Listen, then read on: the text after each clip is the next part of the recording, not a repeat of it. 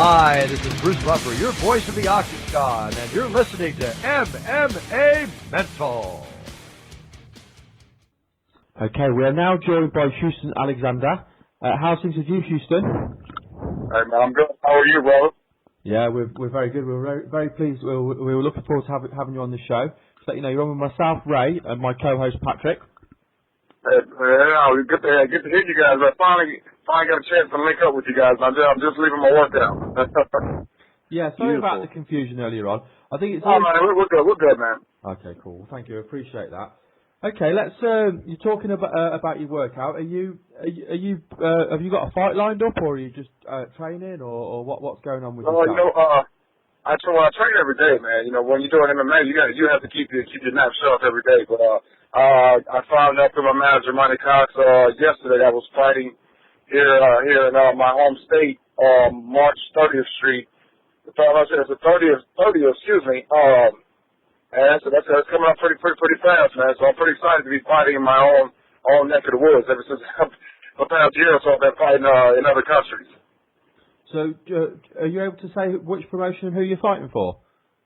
Well, you know what? It might be it might be the VFC here. It's a pretty big promotion out of this area, it's at 205, and I don't have the opponent just yet. I believe the opponent. I'll find out about the opponent next week. Okay, it'll be great to see you get back in and be able to throw down. But I'd like to talk to you a little bit about, of course, when you first burst onto the big scene. Obviously, you'd fought at some of the local promotions, and then we saw you debut at UFC 71. You were brought in to face Keith Jardine. You weren't very well known at that stage. I think a lot of people thought Keith Jardine was going to win the fight. He was quite close to a title fight. Do you want to talk us through how you felt going into that fight and how that fight played out? Well, you know what? The fight with Keith was just one of those things. Well, I didn't even know who Keith was at the time. You know, I've been doing a lot of the Midwestern regional fights, and my manager came up to me and asked me, "Hey, what? There's an opportunity to fight a guy named Keith Jardine," and I was like, "Well, who's Keith Jardine?" Because you know, I never watched another UFC at that point in time. But when they asked, all I was concerned about was how much the guy weighed, because I was for the past like maybe 6 or 7 years before that, I've been fighting guys twice my size, and when they said 205, I was happy about the weight that I was the name. so at that point, we watched tape on Keith, and we thought we were in a pretty good position to actually win. So it was a good fight for us. And of course, that fight played out and it opened up a lot of doors for you. What were your experiences with the UFC? Were they positive experiences? You know, it was actually pretty cool. You know, I with myself, you know, the type of guy that I am, you know, I have the man respect, and then all the people that were in the organization were respectable people, very classy. So you know, I had no problem with them. You know, the one thing that any type of promotion wants you to do is win. So you know, just getting used to that type of circuit was a totally different experience for me. But I think now at this stage in my career, I'm used to that world stage, because that's really a world stage. And obviously, I mean, you have fought a lot of big names, not just in the UFC, but away, just in general. You fought some big names. What are some of your favourite moments yourself from your career? You know what? You know, I think they all were good moments for me. It sounds cliche, but they were all good moments for me, because you know, I've learned from a lot of the losses, and I've learned from some of the wins. So I think, you know, especially when you're dealing with people on the world scale, not guys who were just, you know, in the Midwest or the East Coast or West Coast. You're dealing with people on the world scale. So when dealing in that capacity, man, I've learned a lot from everyone that I've fought. And what was it like? Obviously, you've had a lot of fights in the US, but like you say, you have travelled a little bit. What was it like fighting out of the US? How did you find the reception for you going and fighting in a different country? You know, it was really cool, man, to know that, you know, that the last time when I was in, you know, Poland, when I was in Ireland, it was just really cool to go to these different places to be recognized, you know, and it wasn't just to be recognized for the fighting. It was being recognized for all the other things that I've done and my story, my story in itself was pretty cool that people from other countries knew about my story. So that was important to me, man. When not just the fighting, that people knew about the things that I did, in my community and stuff like that. So that was really cool to be out in different countries and people know your bio. It was mad because obviously you were going into this mano a mano environment, and the thing that they were saying as you're walking out is obviously about your family and your children, and the fact you're obviously a single parent. So what do you want to tell people a little bit about your story, and so people that might, I think most people do know, but for people that don't, you can tell us a little bit. Well, just the whole thing about being a single parent, just because you are a single parent doesn't mean you don't receive help. I still received help with my children, but as my children are a lot older than what it was maybe 6 or 7 years ago. But at the time, it was getting the kids to school and getting the kids to different activities and events. It was something. It was something. So and for a single father. To be taking care of children like that, I don't know if it's a rare commodity, but apparently it is. But it's something that if you have your children, you got to take care of them. So that's one thing that I committed myself to. And one thing with my oldest daughter, she was born with a kidney deficiency, so I ended up giving her a kidney in the early 2000s, and just different things like that people gravitated towards, with my story. So that was one of the things about the single father thing that really got a lot of people.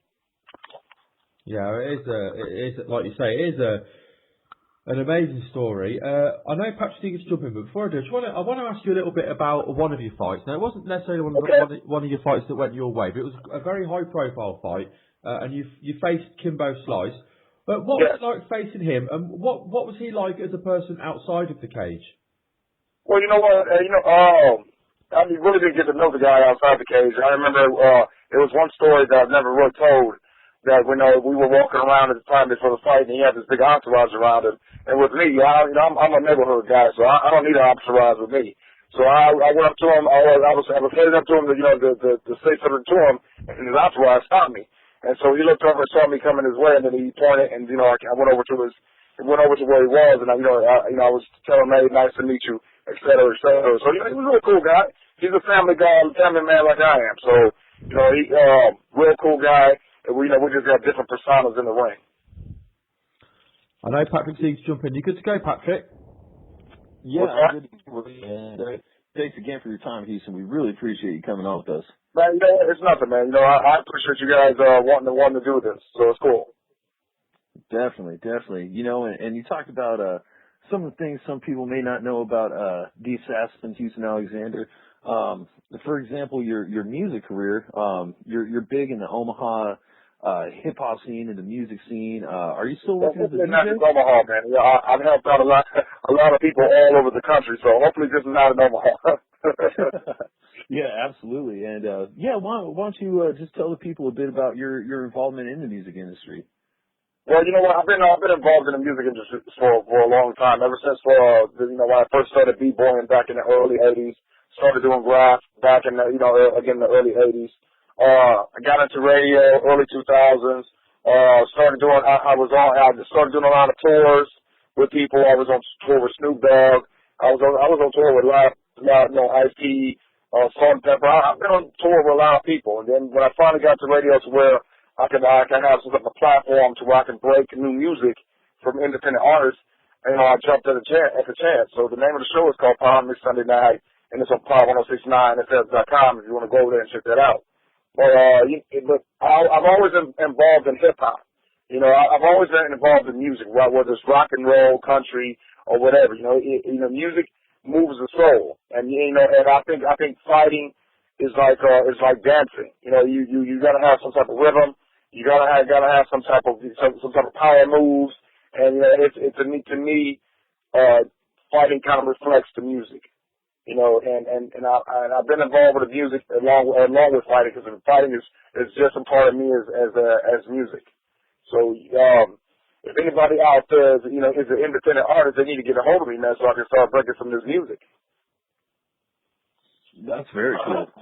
And now you also teach hip hop. What's that program like? What's that? I couldn't hear you, brother. Oh, sorry about that. Yeah, I read that you also have a program where you teach students about hip hop, and Yeah. what's that program like? Well, it's called the Culture Shock School Tour. What I do is I go into schools and I teach them about the hip hop culture. I go in and teach them about the pioneers of rap, pioneers of b-boying, and pioneers of DJing. Things that they don't know because they don't see it on the radio or hear it on the radio or see it on television. So all the time. So you got different generations who don't know anything about the founding fathers, and that's what we do. We go to elementary, middle school, high schools, and community organizations, and we teach the kids about the hip hop culture through the Culture Shot School Tour is what it's called. Yeah, that's very cool. Definitely. I think nowadays with the way the hip hop is going, so maybe sometimes people get lost and forget about the four arts and the graffiti. Well, we got more than four elements now. That's the cool thing about it. With the culture expanding, the elements have expanded too. So it started with those basic elements, and it's grown into this worldwide phenomenon. Yeah, that's a beautiful thing. Now, going back a little further, before you got into MMA, did you have any like a wrestling background, any other martial arts training before? Well, I boxed as a kid, and I wrestled in high school. But before that, I was just very athletic, played football, track, soccer. I did a lot of those things. But mixed martial arts is something that I got into much later in my career. Okay. Now, with that background, if there was any sport besides martial arts that you could get into professionally, which would it be? Now, I'm sorry, could you repeat the question? Yeah, if there was any sport besides mixed martial arts that you could get into professionally, be it like football or baseball, which one would it be? Anything outside of martial arts, huh? Yeah. You know what? I would love. Yeah, I was a great football player in high school. I was a good middle linebacker, great running back, receiver. So I was an all-around football player. So I think me being the physical guy that I am, it probably would have been football. There you go. Yeah, that's always a fun one. And to all the people, I'm not talking about soccer. I'm talking about the American football. Yeah, we have to make that clear. Yeah, that's for sure. We are a UK-based podcast, but definitely have the reach in North America. So definitely that North American football. That's what we're talking about. Now we're definitely looking forward to seeing you get back in there on March 30th. Go ahead and tell us a little bit about your training camp and who you're with these days. Well, I'm based out of Premier Combat, which is based out of Omaha. We got Ryan Jensen, Jake Ellenberger. We got Ryan Roberts. We got a lot of guys. We got a lot of pros in our gyms who's had UFC experience, world experience, and and occasionally got to go outside your camp just to get different bodies. But that's the camp that I'm dealing with right now here in Omaha, Nebraska. Nice. Well, hey, like I said, we're definitely looking forward to seeing you back in there March 30th, and definitely appreciate your time. And feel free to go ahead and just shout out any sponsors, any projects you're working on, and let the fans know how they can follow the Assassin. Well, you know what? You guys are the first persons that I've interviewed with that found out about the fight. I found out about the fight yesterday, so you guys are the first to get this information. So it's going to be Victory Fighting Championship in Omaha, Nebraska, March 30th. Opponent to be determined. And I would like to shout out all my fans from all over who supported me from day one. Rosella's Bakery, who's a worldwide company. Tommy Tires. NRG Media. There's a lot of people that I need to thank, like my coach Curly Alexander, Ryan Jensen, the guys at Premier Combat, McDowell and his camp over there. Just a lot of people who's helped me throughout the years. So, and if I forgot anyone, I'm sorry. That's because there's so many people that's involved. I just appreciate everybody. And again, I appreciate you guys asking me to do this. Hey, absolutely. Thanks for your time, Houston, and Hey, if you do anybody, we'll just say it's the adrenaline after the workout. Well, I appreciate it, man. And one other thing, man, one thing that's good for your workout every single time is 5-hour energy drinks, brother. Oh, there you go. Got to get it. That new pink lemonade. That's what's hot. Oh yeah, no, you know what? It's funny that you mentioned it because that's one of my favorites now. Hey, me too. It's a goodie. So, but I appreciate you guys, man. I appreciate it. Pleasure. Thanks for your time today, Houston. It's been a real pleasure speaking with you. I appreciate you, brother. Cool. Speak to you soon. Good luck for your fight on the 30th. I'm sorry, I can't hear you, brother. Good luck for your fight on the 30th. Well, I appreciate that. Thank you so much, man. And feel free to hit me up again, guys. Especially, after the fight, because just something. This year we're hoping to get a good winning streak going on, so we can get back on that television, so everyone can see it. Because I know I get a lot of fans who want to see me back on television. We'll message you again after the fight, and you can come on and talk to us about the fight. Well, I appreciate that. But yeah, let's do it. Yeah, we'll do it. We've got your number now. We'll text you. Yes, sir. Just text me anytime, brother. Cool. Thanks, Houston. Speak to you soon, then, mate. All right. I appreciate you guys. Go ahead. Bye.